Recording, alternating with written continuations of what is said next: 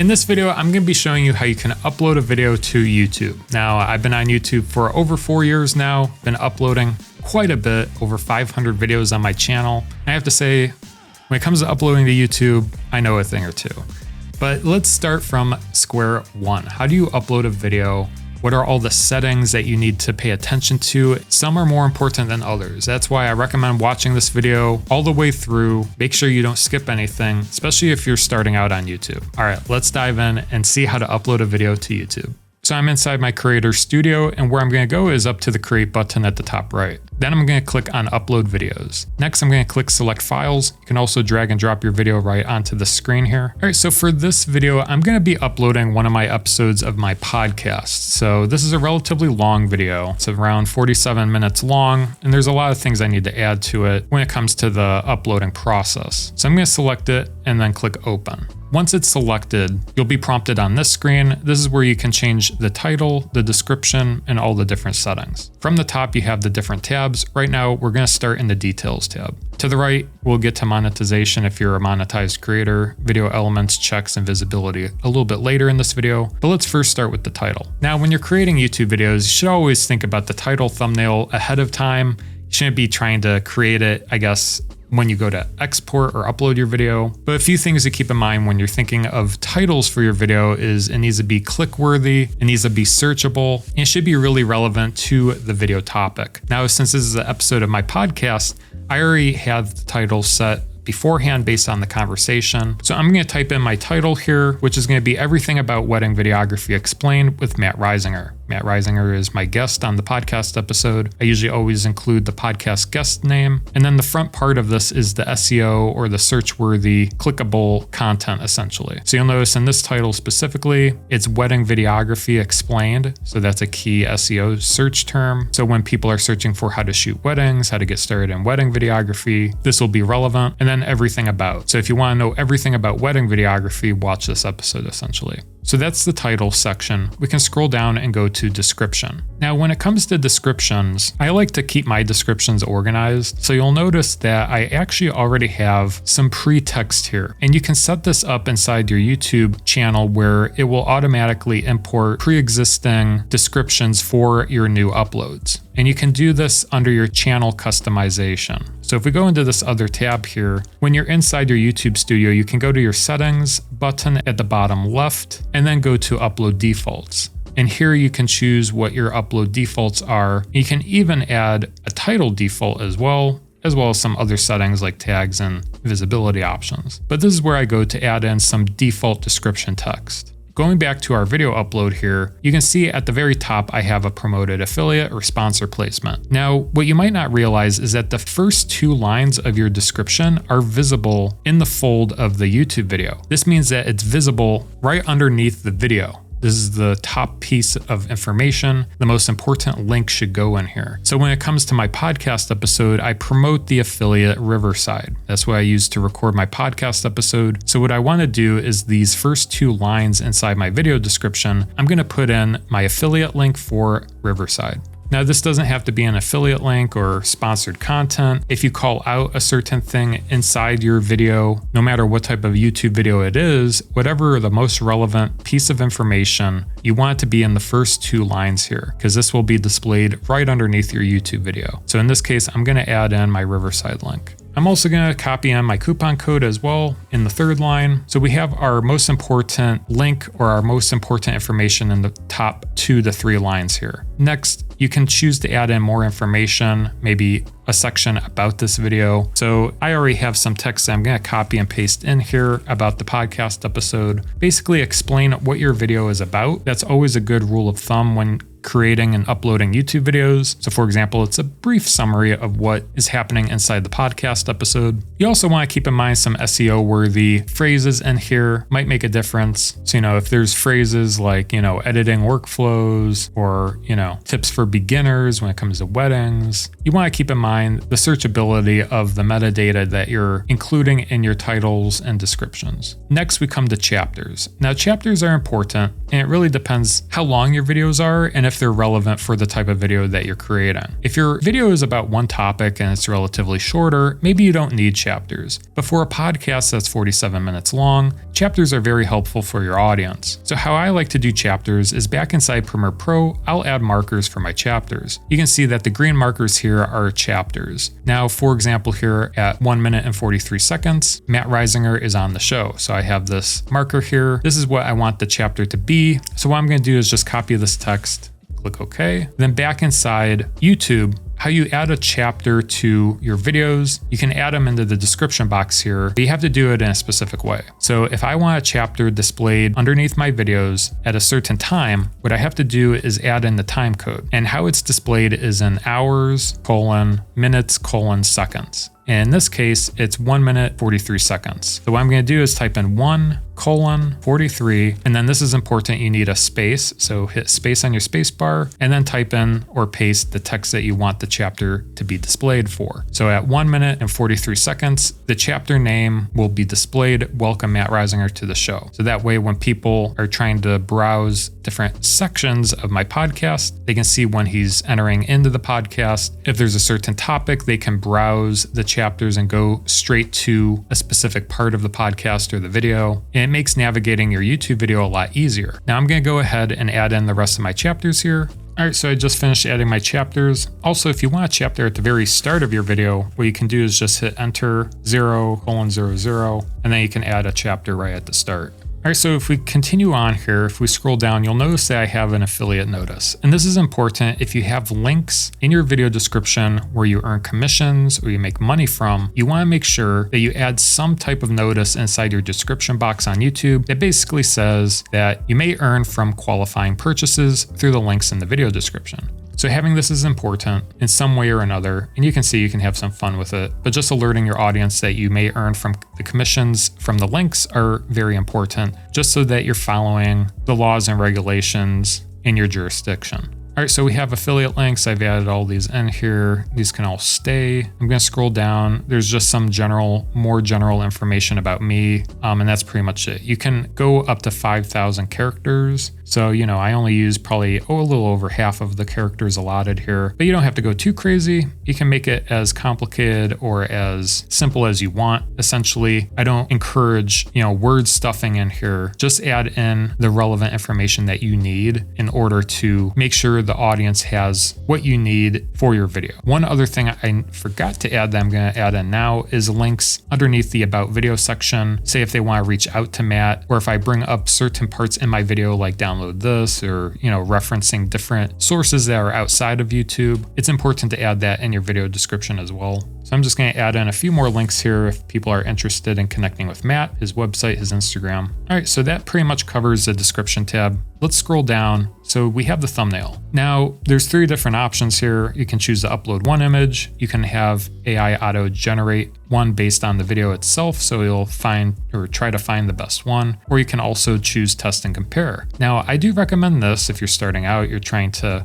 find different thumbnail patterns that work well or trends that are working well for you. You can choose to upload 3 different versions, and over time, YouTube will recommend the 3 different versions and pick the one that's performing the best based on the click-through rate and its performance in getting you views. But for now, I only chose to create one. So I'm going to exit out and go to upload file. And I'm going to upload this one that I created. I think this one will pretty much perform pretty well, I think. Essentially, in your thumbnail, you need to provoke curiosity. I think that's the biggest thing. It can't be too complicated, but it needs to be straight to the point as well. They need to see it and get it right away, because your viewer is going to have a split second to decide whether to click and watch the video or move on. So you need to make it simple, digestible, and click worthy. So in this case, I have a photo of my guest, which is very appropriate, and then Wedding Video Pro. And it should complement the title, because the title, if we remember, is everything about wedding videography explained. So,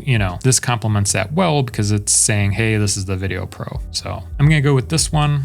I'm going to click open. This will upload that. Another thing to keep in mind, depending on your channel, is like brand standards. You know, whether you're a company or a personal brand, I tend to use the same fonts, the same style in my thumbnails. So if this is your first YouTube video, you don't have to worry about that for now, but it's just a good thing to keep in mind as you upload more videos to have a more cohesive flow to it. All right, so next we have playlists. So you can choose to add it to a playlist right away. For example, I can check the box next to the post show podcast, and this will add this video to that playlist. If I'm uploading specific videos that can go in certain ones, you can choose to upload and add it to an existing playlist, or you can choose to create a new playlist down below as well. So for now, I'm going to select the post show podcast and click done. All right, so if we continue scrolling, this is an important section, the audience. So when it comes to YouTube videos, most cases you probably want to select no, it's not made for kids. If you click yes, it's made for kids, you're limiting your video's reach and you're basically telling it it's kid friendly, it's made for kids. Made for kids means it's made for kids. No means it's more mature content and that it's pretty much made for everyone that's not kids. So people that are not under the age of 13 should not be watching us. So 9 times out of 10, unless you're a kid's channel on YouTube, I'm going to select no, it's not made for kids. This also has monetization ramifications as well. Like I said, it will have viewing ramifications as well. It won't be promoted to a wider audience. Your video will be more limited in scope if you do yes, it's made for kids. All right, so if we continue scrolling down, we have paid promotion. This is very important. If you have a product placement, sponsorship, or endorsement, you want to make sure you check the box. In this case, I'm going to check the box because I promote Riverside in my video. As we mentioned, through affiliate marketing, technically I should be checking the box because I make money through those links. So basically, if you're sponsored, if you have a product placement, you want to make sure you check that box. Now, if you scroll down, you have altered content. So if you used AI to generate your video,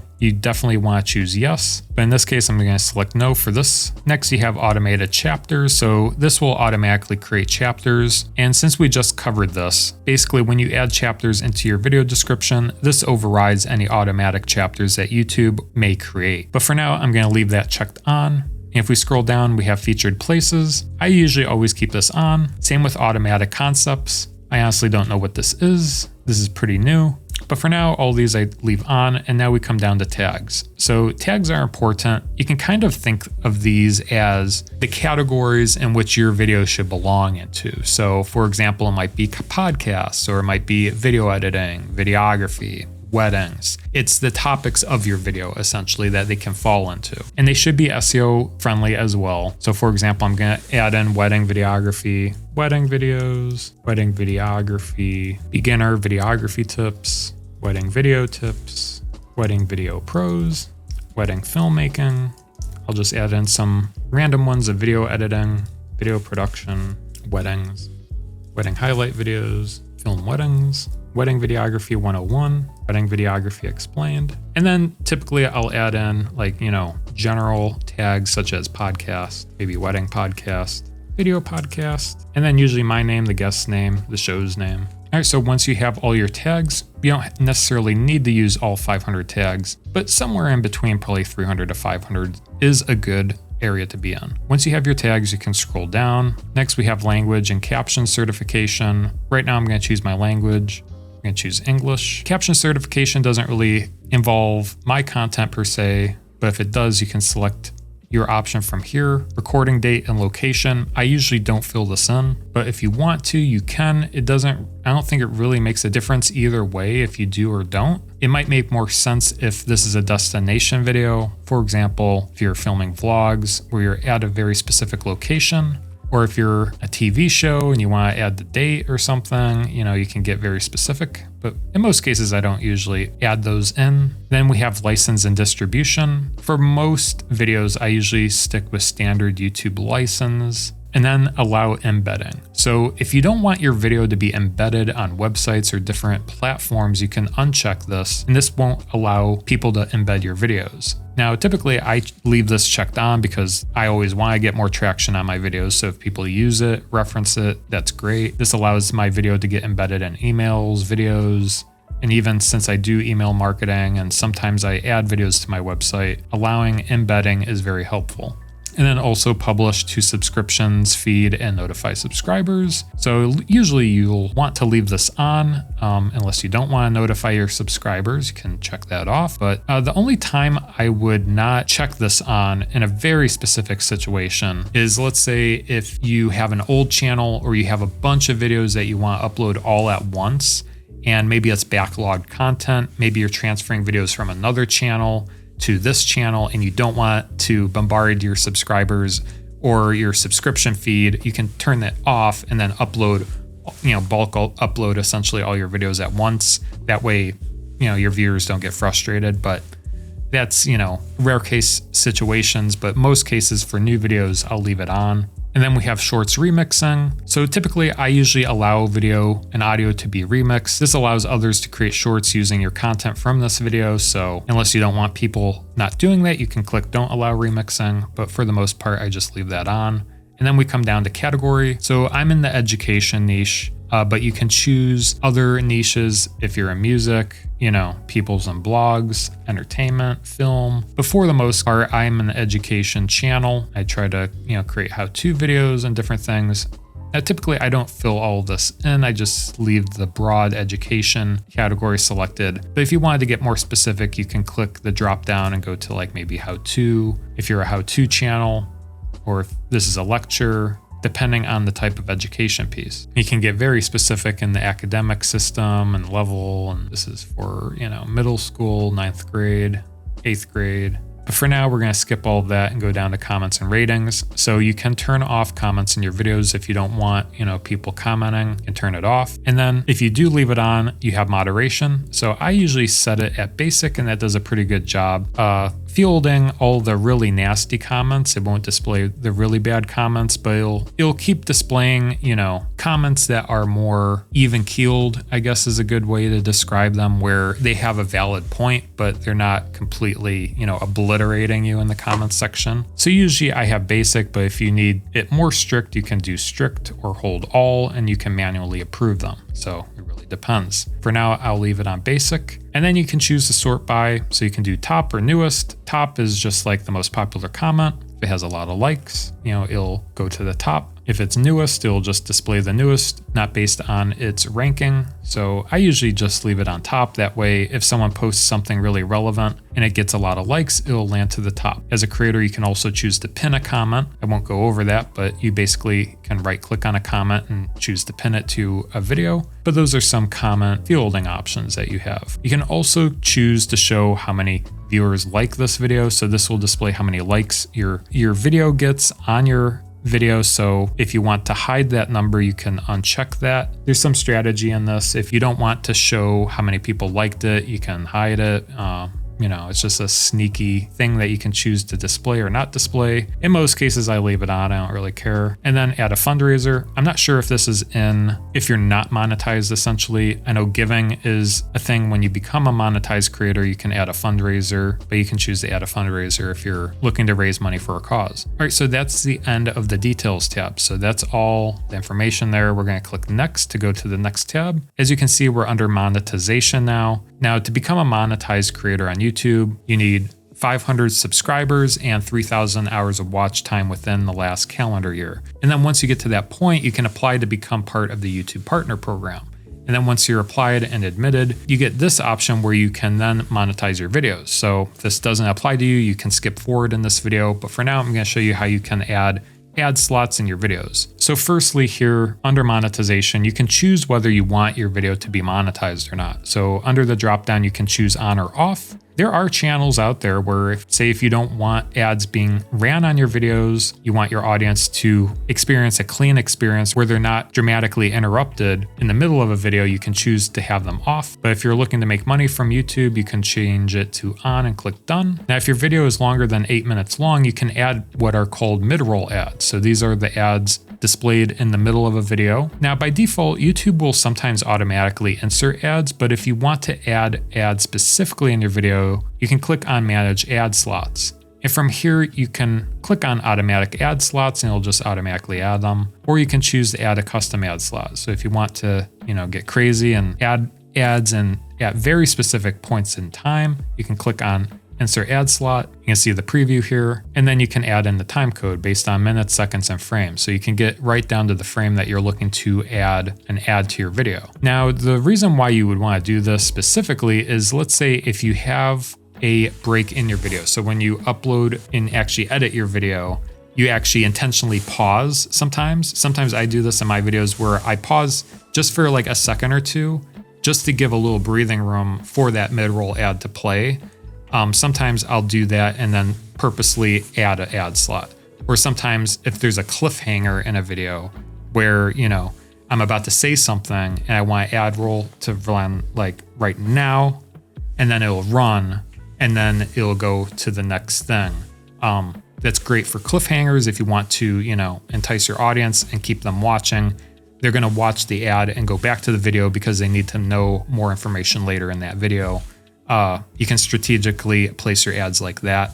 But in this case, I'm just going to leave it on automatic ad slots. I trust YouTube. Why not? Also, it's another recommendation not to go crazy with this. You don't want, you know, to become Adzilla and add like 100 ads to this. Your audience won't appreciate it. But that's overall how to add mid-roll ads. For now, I'm just going to click back. So that's the monetization tab. We're going to click on next. So this is an important section. It's called Ad Suitability. You want to make sure you read through this and make sure that none of these pieces of content show up in your video, because how YouTube does this is essentially they screen your videos, they see if there's anything controversial in it, and based on the advertisers, sometimes they won't run your ads on your videos if it includes some of these. So it's important to go through these, make sure that there's nothing in these, or if there are, to select one of them. So for example here, there is some inappropriate language in this podcast episode. My guest, Matt, swears a little bit in it. So what I can do is click on this drop down and click on stronger profanity.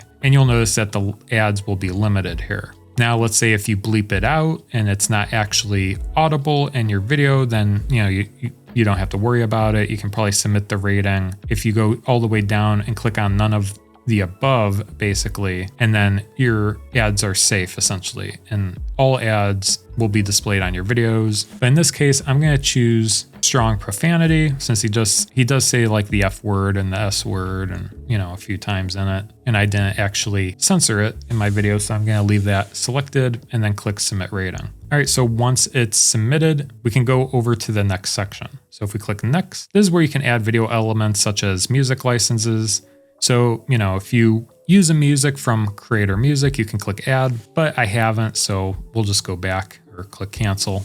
But that's where you can add licenses. If you have SRT files you want to upload and create subtitles, you can click add. If you have an SRT file, you can click upload, and you can upload with timing or without timing, usually with timing, and click continue. You can upload it, I don't have it, or you can choose to type manually. So if you want to actually sit through and type out all your subtitles for this video, you can. I'm not going to do that, but you can if you want. But that's the subtitles section. Next, you have tag products. When you're a monetized creator, you can tag products. You can tag your own products from your own store, or you can add other products from external vendors. So for example, here under the store, there's the John the Video Guy store. We can click apply, and you can see all my merch that pops up. Now, say if I wanted to tag something at a certain point, maybe this coffee mug, I can click plus. And then over here, I can click add timestamps, and you can add a timestamp by clicking add timestamp and adding it in here.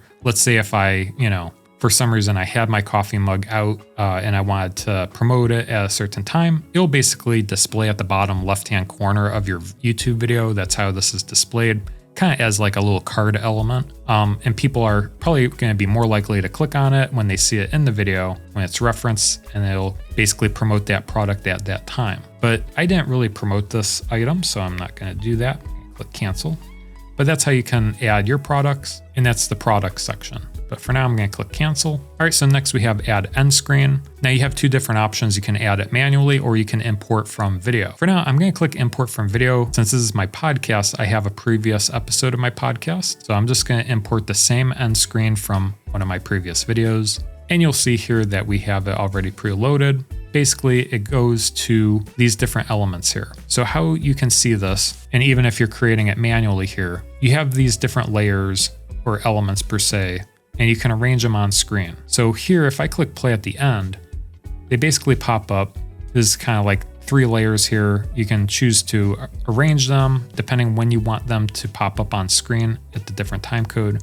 For example, if I stretch this out and click play, you can see that it's displayed way ahead of time. And then the different elements themselves, you can click on it. So this is the subscribe button essentially. So people can click on the video or click on that element and subscribe to my channel. And then the different options. So there's a video and then there's a playlist. So you can choose which playlist you want to add here. If you want to tag a playlist at the end of your videos. And then you have video. So you can choose, if it's a very specific video, you can choose what will be best for the viewer. So this allows YouTube to select a video for that viewer, depending on their watch history and what they might like to see next. And then you have most recent upload. So whatever video you upload last, you can choose that. I typically don't do that because what's funny enough is if people are watching the latest video, then it would upload the same video that they're watching. So I usually never select that. But what I will select is a very specific video because I usually point the viewer into something that they might like to watch next. You can click on the little pencil icon and select another video that they might like to watch. Since they're watching a podcast, I'm going to select another episode of my podcast, something kind of related to this podcast that they might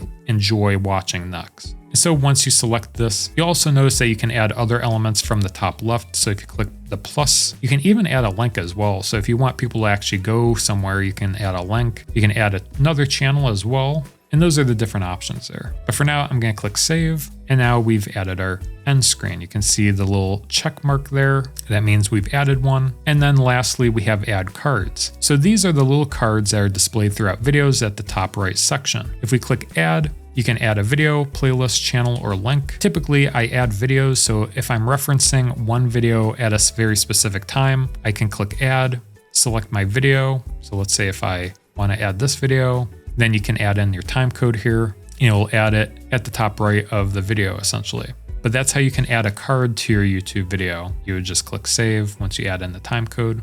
But for now, I'm going to discard changes since I don't want to add cards to this video. All right, so next we'll go to the checks section. All right, so inside checks, this is where you'll see if your music or your different content inflicts on copyright infringement, whether it's video or audio content. This is also where you can dispute a claim as well. You can choose to upload a license. Let's say if you do have copyrighted music, but you have the license to use it, you can submit your claim here. But as you can see, I didn't use any. The only thing that popped up is add suitability. So since we've added in that it has inappropriate language, you can see that the ads will be limited. So that's just one note here that we just need to make sure of. But for now, we can click next, and then we have visibility options. So under visibility, you can make a YouTube video private, unlisted, members only, or public. Now members only, I believe, is only for monetized creators. You can choose to create a membership on your channel where people pay a monthly fee, and you can make content only for your members. Now unlisted means that anyone with the link can see it, but it's not public on your channel. So this is a good way if you want to make training videos or videos for very specific people, you can leave it unlisted. This is a very common one I select if I need someone to approve a YouTube video. Maybe I'm working with a sponsor or a third party that needs to approve the video before it's published. You can leave it unlisted, share the link with them. They can approve it. They can watch it on YouTube itself and then say whether it's approved or not, or if they request changes. Now, private means that only you can see it. It's private on your channel. Now, public means that it's public. Anyone on YouTube can see it. And if it's set as an instant premiere, you can have it run and a bunch of people can watch it all at once together. You can kind of think of this option as like a watch party, essentially, where all your followers, subscribers can all sit down and watch it all together at once. There's more chat functionality in an instant premiere, and there's more, I guess, community based, essentially. Now, would I recommend if you want to have it set as a premiere, I recommend scheduling it, because what that will do, let's say if we go down to schedule, you can click on set as premiere, and this will actually display it in the upcoming video section. So essentially they'll see it there, but they won't be able to watch it. And then once it's available or it's published, essentially, then everyone can watch it all together at once. This is a good way if you want to build up excitement for your YouTube video. You can set it as a premiere. In my case, usually I don't set it as a premiere and I just kind of schedule it out accordingly. So I do follow some type of upload schedule essentially. Usually my podcast comes out every other Friday. So I'm just going to select April 11th and usually it comes out at 9 a.m. local time for me. So I'm going to select that. My normal YouTube videos like this video probably came out either on a Monday or a Tuesday typically, but I like scheduling out my content, especially if I'm making a bunch of content at once and I want to spread it all out. You can choose to schedule your content. If you want to upload it right away, like I said, you can go to public right away and click publish and it uploads instantaneously. But for now, I'm going to choose to schedule this out, but not as a premiere. And once you're ready, you can click schedule. And one last thing, it says issue found. Your video's visibility and monetization may be restricted because of the bad language. So we'll just click publish, or you can choose to submit it for review. For now, I'm going to click publish because I know it has bad language in it and that it may be limited in some capacity. And as you can see at the end here, we have scheduled our video out. It'll be public on April 11th, 2025 at 9 a.m. You'll also see the video link here and it's all set and ready to go. So when the time comes, it'll get set to public. And as you can see, it's added to our content section here. So we have this video, it's scheduled, monetization is limited due to ad suitability, and it will be published on April 11th. And that's how I upload YouTube videos. If you have any questions, feel free to leave comments down below. But that does it for this video. We'll see you guys in the next one. Take care.